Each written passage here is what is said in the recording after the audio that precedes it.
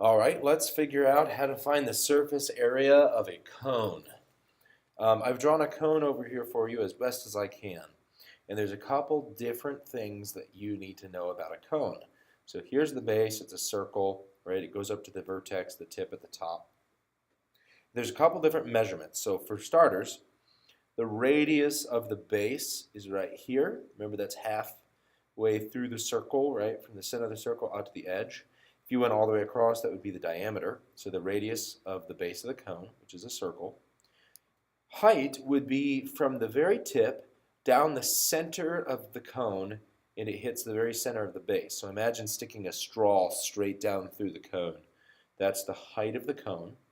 And then again, slant height, just like your square pyramid, slant height goes from the tip down the side of the cone to the bottom.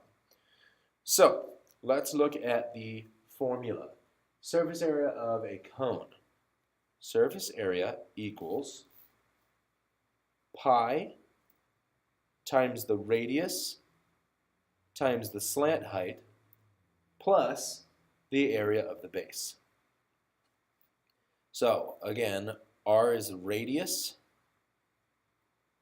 of the circular base. L is slant height. And then B is the area of the base, which in this case is going to be a circle. The only other thing you need to know is that this is the lateral area formula. So this will find the surface area of the top part of the cone, and then this will find the area of the base, the circle. So there's your formula. Make sure you know it, memorize it, know how to label it.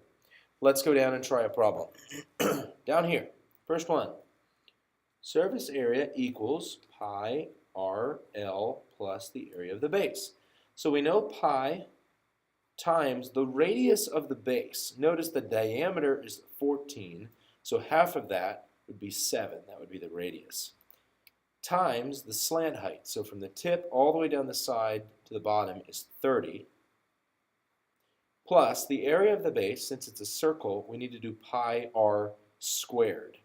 So pi times the radius is 7 squared. So now the thing with this, you have a pi here and pi here.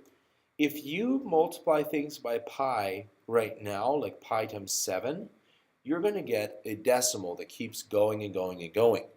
That's going to mess you up, right? Because you're not going to be able to keep all of those decimal places in your problem as you go.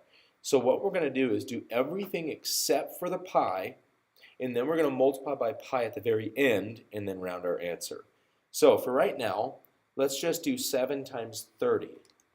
When you do that, you get 210.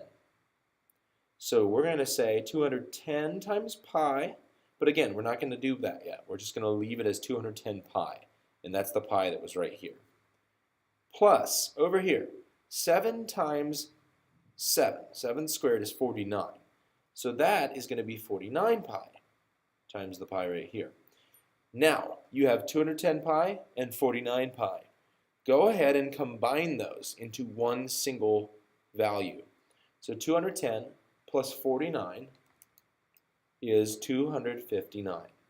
So now our problem says 259 times pi. Now multiply by pi. So 259 times pi, and you get 813.67, and it just keeps going. So now we're going to round to this one column, the nearest whole unit. And so the surface area of this cone is 814 square meters. This second cone, surface area is pi times r times L. So pi times the radius, the diameter is 8, so the radius would be 4, times the slant height would be 5. Plus the area of the base is pi r squared, so pi times the radius squared.